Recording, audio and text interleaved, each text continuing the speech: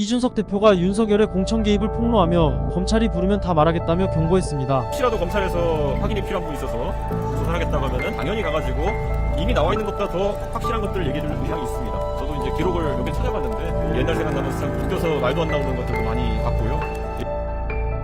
예를 들어서 대통령께서 특정 시장 공천을 어떻게 해달라고 하신 적도 있고, 그리고 또 서울의 어떤 구청장 공천을 또 이제 지금 있는 사람들이 경쟁력이 없으니까 주는 게 좋지 않냐 이렇게 말씀하신 것도 있고.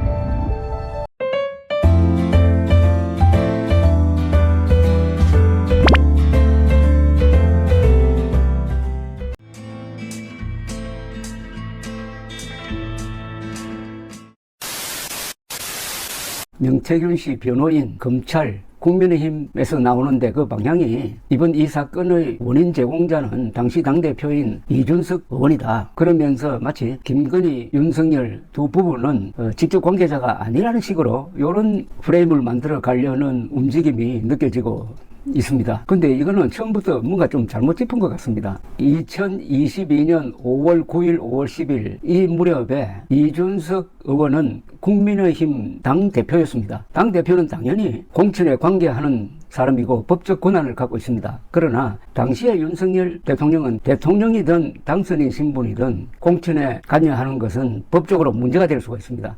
법적으로 공천에 관여할 권한이 없는 사람이 그런 권한을 행사해가지고 김명선 씨를 공천했다 하면은 문제가 되는 겁니다. 그러나 이준석 당대표가 그 공천에 대해서 알아보고 이렇게 저렇게 연락하고 하는 것은 의무가 아니라 권한이라고도 볼 수가 있습니다.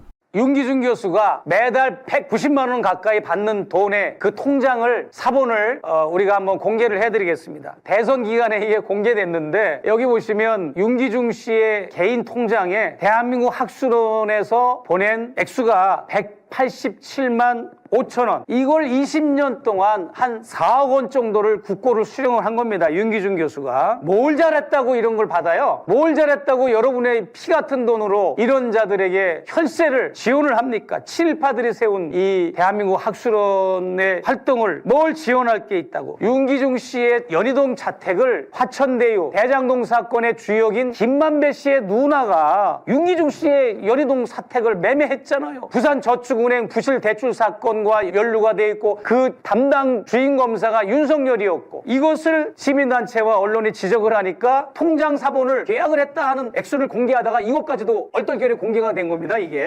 고려대 서명 교수 일동은 국민이 부여한 권력을 사유화한 윤석열 대통령의 퇴진을 강력히 요구한다.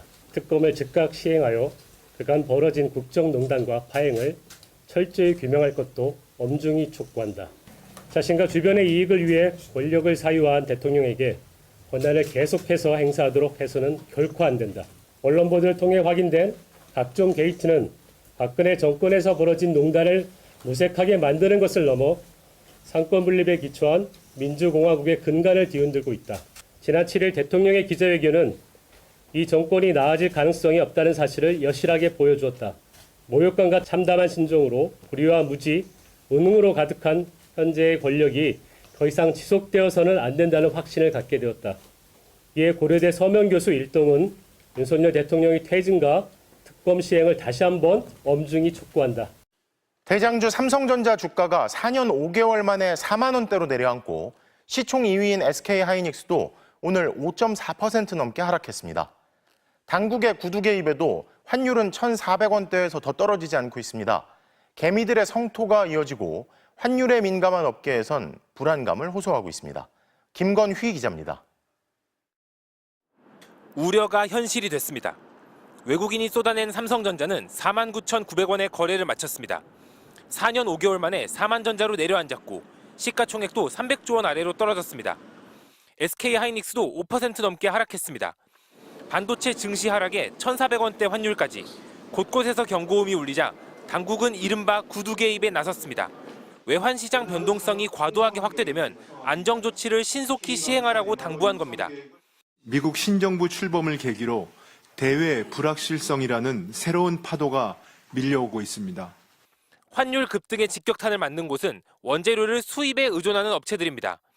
30년 가까이 원자력 발전 설비를 만들어온 이 플랜트 업체는 철판과 파이프 등의 자재를 해외에서 들여옵니다. 물품값에 환손실까지 떠안게 됐습니다. 발전 설비 업체는 약 5% 정도의 지금 이익을 보고 일을 하고 있는데 환율이 오늘 기준 1,400원으로 약 5% 정도 인상이 되었는데 약 25억 원의 환손실을 지금 예상을 하고 있습니다. 특히 원유를 달러로 구입하는 정유업계가 비상입니다. 고환율이 되면 환찬 손 발생이라든지 원유 수입 금액이 실질적인 증가 등으로 인한 그러한 경영상의 불이익들이 발생을 합니다. 환율과 유가에 모두 영향받는 항공업계는 대책 마련에 분주합니다.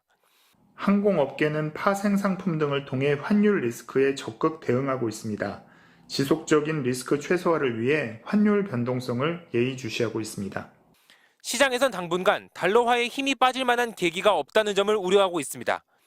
MBC 뉴스 김건희입니다.